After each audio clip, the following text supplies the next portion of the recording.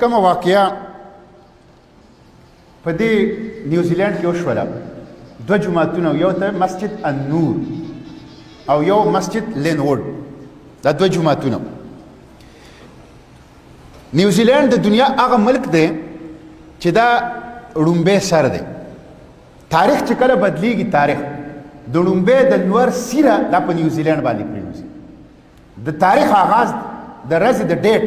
د دې آغاز دا د نیوزیلند نه کېږي ړومبی نور سیره په دنیا باندې په نیوزیلند باندې وي آخري سر دی که تاسو نقشه وګورئ په هغه نقشه کې د نیوزیلند چار چاپېره یو ملک نشته دی چار چاپېره څلور طرفو ته نه اوبه دي په ټول نیوزیلند کې د مسلمانانو تعداد دی 1% په سلو کې یو کس څومره لږ تعداد دی څومره لږ تعداد دی خو پرون د جمعې په ورځ باندې چې د جمعې مونځ له خلک راغونډېده لا پوره راغونډ شوي نه راغونډېدل او یو دهشتګرد چې سره د خپل پوره ملګرو پوره نیټورک دی ورسره او هغه یو ورځ مخکې دا اعلان کړی چې زه به دا کار کوم او خپل منشور یې په سوشل میډیا باندې اچولی هلته بېدریغ قتل عام کوي بېدریغ قتل عام کوي او دهشتګردي در دهشتګردي بربریت او در بربریت دا دی چې دا هغه قتل عام ویډیو هم جوړي دا هغه قتل عام ویډیو هم جوړي چې کوم قتل عام د مسلمانانو کوي د زنانو کوي د نارینهو کوي د بچو کوي د جمعې مونځ له چې د الله کور ته کوم خلک راغلي د هغې قتل عام کوي د هغې ویډیو جوړي چې د ټولې دنیا امت مسلمه بالخصوص هغه مسلمانان کوم چې په یورپي ملکونو کې اوسي هغې ته د خوف او د یرې یو پیغام ورکړي او هغه د دې ملکونو نه وتښتي عزیزانو عجیبه خبره خو دا ده چې دا یو داسې بدترینه واقعه ده چې 50 مسلمانان پکې شهیدان شول د 50 نه زیات مسلمانان په دې کې زخمیان شول او مغربي میډیا چې دې واقعي ریپورټینګ کوي نو دا وایي چې اکټ اف وایلنس د تشدد یو واقعه وشوله دهشتګردي ورته نه وایي ټیرریزم ورته نه وایي وی دا دهشتګردي نه ده دا اکټ اف وایلنس دی دا یو انفرادي عمل دی د یو کس او د دې مذهب سره او د دې هغه قوم سره څه تعلق نشته دی دا د شرم خبره دا ځکه اکټ اف وایلنس دی او د دهشتګردۍ ځکه مذهب دغه وخت کې نشته دی چې دا یو انګریز کړی ده دا یو عیسائی کړی ده که چېرې دا عمل او دا حرکت د یو مسلمان د لاسه خدای دې نه کوي شوی نو دا به بیا ټول امت هم د دې ذمه دارو او دین اسلام به هم بیا د دې ذمه دارو دا اکټ اف وایلنس نه دی دا د تشدد یو حرکت نه دی دا باقاعده سوچه سمجه منصوبه ده او بدترین قسمه د دهشتګردۍ ارتکاب دی کرائم اگینسٹ ہیومینٹی د انسانیت خلاف جرم دی دا په خپل ټوپک باندې هغه چې څه لیکلي دي تاسو به هغه کتلي د مختلفو په تیر وخت کې چې کوم جرنیلان د انګریزانو تیر شوي دي د هغې نومونه دي د مسلمانانو د عیسایانو په منځ کې چې کوم فیصله کن جنګونه په تیر 1400 کالو کې شوي دي د هغه جنګونو نومونه او د هغې سنې تاریخ دی پکې او دې سره سره هغه خلک چې هغې مسلمانان وجلي دي په دې نږدې وخت کې په یورپي ملکونو کې په جماعتونو کې په بازارونو کې د هغې نومونه دي پې مغربي دهشتګرد عیسائی دهشتګرد چې کوم یو پوره تفصیل دی هغه ټول کلاشنکوف او هغه ټول ټوپک هغه د دې لیک نه ډک دی زه تاسو ته صرف د معلوماتو دپاره دا خبره کومه چې زموږ دشمن د تاریخ څومره طاقتور شعور لري او موږ خپل تاریخ هېر کړی دی زه صرف 2 واقعیت پای کې تاسو ته بیانوم چې هغه په خپل ټوپک باندې کوم لیکلي په کوم ټوپک باندې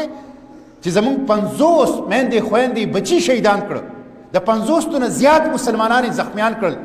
د الله 2 کورونه د جمعې په مبارک ورځ او په مونځ او په اجتماع کې د مسلمانانو په وینو باندې سره کړل په هغه ټوپک باندې چې هغه څه لیکلي پای کې یوه خبره لیکلې ده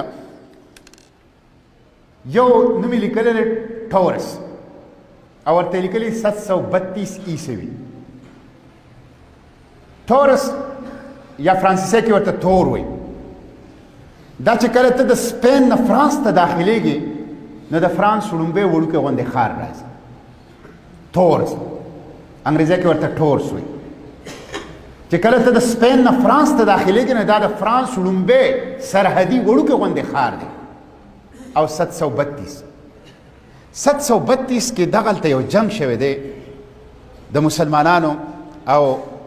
د عیسایانو او په هغې کې د مسلمانانو جرنیل عبدالرحمن چې هغه د سپین گورنر و د مسلمانانو جرنیل او په دې سره ټورس 732 او ورسره درېیم نوم لیکلی چارلس مارټل په دې کې د عیسایانو چې کوم جرنیل د هغه نوم چارلس مارټل هغه ته هتھوڑا ویل کېږي هتھوڑا ای ورته هتھوڑا وي په دې جنگ کې مسلمانانو ته شکست شوی دی او تاریخ نگار وایي چې دا د تاریخ هغه یو څو جنګونو کې دی چې د دې جنگ ګټې او شکست به یا په یو طرف یا په بل طرف د دنیا حالت بدلول تاریخ رخ او داره به بدلوله که چېرې دغه جنگ کې مسلمانانو ته په 732 عیسوي کې ښه د بنو امیه نوم یې پې هم لیکلی دی په ټوپه کې دغه وخت د بنو امیه حکومت خلافت د هغې د بنو امیه نوم یې پې هم لیکلی دی چارلس مارټل نوم یې پې هم لیکلی دی 732 عیسوي پې هم لیکلی دی او ټورز یې پې هم لیکلی دی څومره طاقتور شعور له راغلی دی تاریخ که په دې جنگ کې مسلمانانو ګټه مونتې وه پوره یورپ په دې وخت کې د مسلمانانو په لاس کې و دې کې د الله تعالی خپل حکمتونه دي دغه ځای ته وایي مارکه بلات شهدا بلات دومره زیات مسلمانان دغلته شهیدان شوي چې بلات شهدا دربار شهدا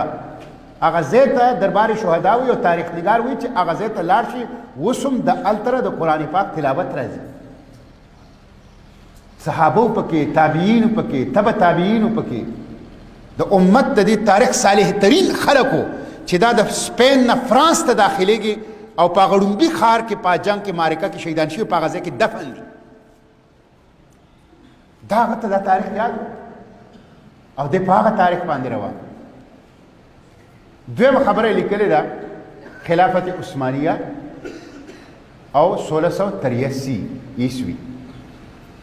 دا هم یو ډېر دلچسپ تاریخ دی بدقسمتي دا ده چې موږ ته خپل تاریخ نه دی یاد خلافت عثمانیه په یورپ کې په مخ کې باندې روانه وه او یورپیانو به وی چې دا ترکیان د الله تعالی قهر دی زموږ دپاره او د هغې مشهور ساینسدانان چې نجومیانو د اسمان د ستورو حرکت کیپلر یو مشهور سړی دی یو لوی ساینسدان دی د هغې په دغه وخت کې تېروتی او هغه به د دې چې کوم آربټ کې موومنټ کوي چې کوم په دایره کې گردش کوي دا سیارې او ستارې د هغې هغه حرکت دپاره هغه یو مساوات جوړ کړی دی د هغه نه به خلکو تپوس کوو چې ته دا ځایچه جوړه کړه چې څه کال به دا ترکیان راځي او که نه به راځي د خوف نومو د یرې نومو 1683 کې ترکیان په مخ کې روانو آسټریا ته ورسېدل اوس هم تاسو دا د یورپ نقشه راوالی او آسټریا باندې ګوته کېدی قلبي یورپ ته قلبي یورپ او د آسټریا دارالحکومت دی ویانا د ویانا محاصره یې وکړله 1683 کې بدترین قسمه یخني وه او شدید برفباري وه او 2 میاشتې د ویانا محاصره وشوه خو په هغه شدیدترین موسم د وجې نه ترکیانو ویانا فتح نه کړله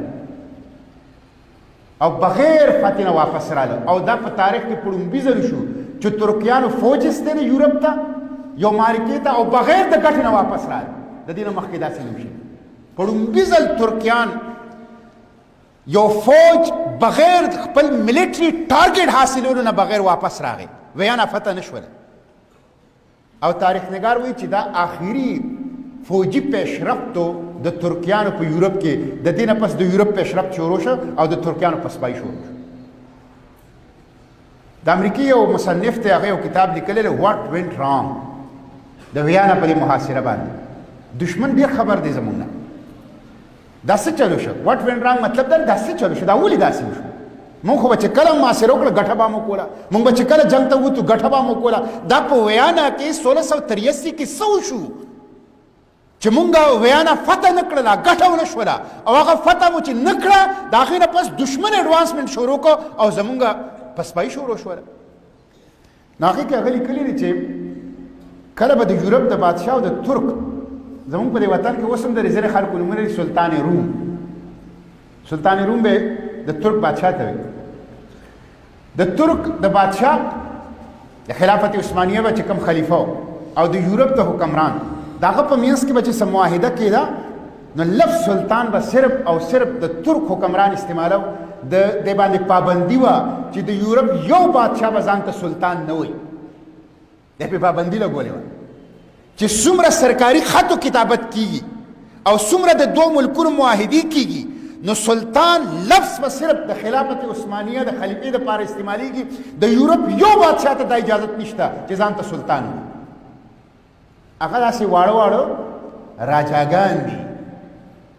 داسې واړه واړه صوبیداران دي، داسې واړه واړه حکمرانان دي. سلطان خو د ځمکې په مخ یو دی او هغه د عالم اسلام سلطان دی.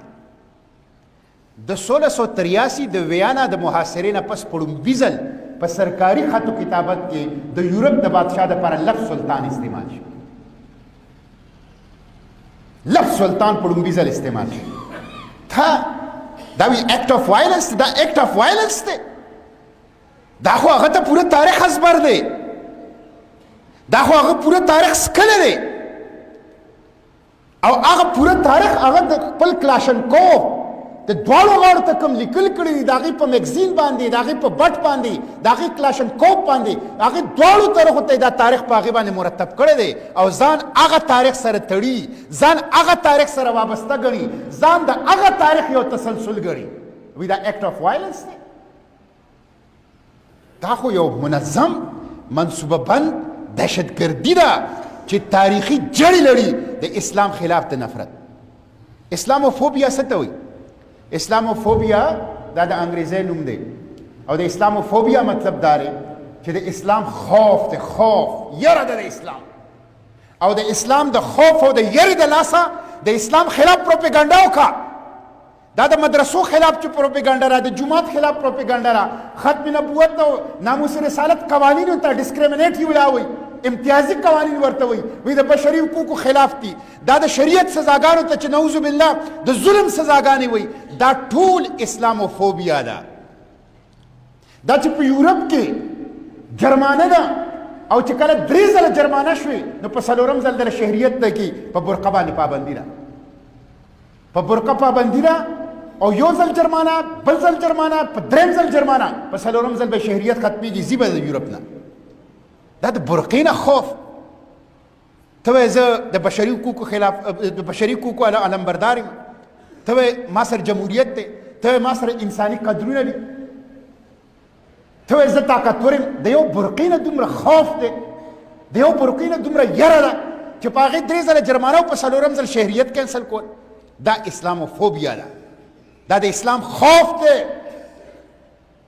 دې سره نظریه نشته، دې سره عقیده نشته، دې سره د انسانیت دپاره هغه آب حیات نشته چې انسانیت اجتماعي او انفرادي، روحاني او دنیایي مسایل پې حل شي. دا صرف اسلام سره دغه آب حیات دی او دغه خوف په دې باندې په تیزۍ سره یورپ کې اسلام په مخ کې روان دی. خانداني نظام د دې ختم شوی دی، بچي نه پیدا کیږي، آبادي په کته باندې روانه ده او په لوی تعداد کې 33% د وخت کې د 15 کالو نه کم عمره بچي دا په فرانس کې مسلمانان دي. 33% او په خپله په دې خوف او یره کې دي چې زره غرض را روانه ده